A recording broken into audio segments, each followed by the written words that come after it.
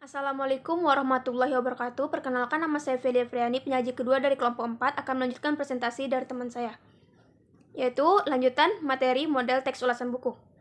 Buku ini juga memiliki kelemahan. Satu ganjalan pertama dalam membaca buku ini ialah adanya tulisan melingkar berbentuk seperti stempel berbunyi SMA, MA, SMK pada sampul. Tulisan seperti stempel pada sampul ini jelas memberi kesan bahwa buku ini hanya untuk siswa setingkat SLTA. Implikasinya adalah buku ini memberi kesan sebuah buku pelajaran sekolah, textbook. Padahal buku ini bukanlah buku pedoman yang perlu diajarkan kepada siswa. Buku ini tampaknya lebih tepat dan bermanfaat bagi para pengampu pendidikan.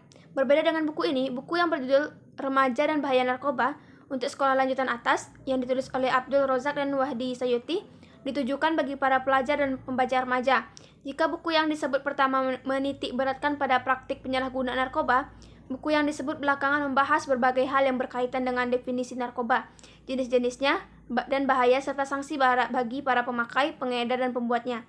Kemudian, jika buku pertama lebih mengedepankan pendidikan karakter bangsa sebagai upaya pencegah penyalahgunaan narkoba di kalangan pelajar, buku kedua untuk mengutamakan pendekatan agama dan pengetahuan terhadap sanksi hukum bagi pelajar upaya mencegah penyalahgunaan narkoba. Meskipun terdapat perbedaan dalam hal pendekatan, kedua buku tersebut ditulis sebagai upaya penyebaran virus-virus positif untuk mencegah pelajar agar tidak terjerumus ke dalam penyalahgunaan narkoba. Buku mencegah bahaya penyalahgunaan narkoba melalui pendidikan budaya dan karakter bangsa sangat berguna, khususnya bagi para pengampu pendidikan dan pembuat kebijakan sekolah. Informasi terperinci serta fakta penyalahgunaan narkoba di kalangan remaja atau pelajar dapat dijadikan landasan dalam berupaya untuk memerangi penyalahgunaan narkoba di sekolah-sekolah. Jadi, upaya Suyadi dalam menguak dan menyingkap lorong-lorong gelap pengedaran narkoba di sekolah patut diberi apresiasi dan acungan jempol. Baiklah, materi selanjutnya aspek penilaian. Yang pertama, persamaan dan perbedaan struktur teks dari masing-masing buku yang diulas. Yang kedua, cara masing-masing ulasan buku memanfaatkan jenis genre mikro pada tahapan-tahapan struktur teksnya. Yang ketiga, kedalaman informasi yang diungkapkan. Yang keempat, aspek-aspek yang dinilai. Yang kelima, derajat ketajaman penilaian.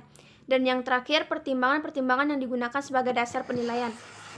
Jawaban-jawaban dari pertanyaan tersebut akan menuntun Anda kepada kesadaran bahwa untuk dapat membuat teks ulasan buku, harus menguasai genre mikro yang digunakan di dalamnya dan pada struktur teks yang membingkainya. Sekian, terima kasih. Wassalamualaikum warahmatullahi wabarakatuh.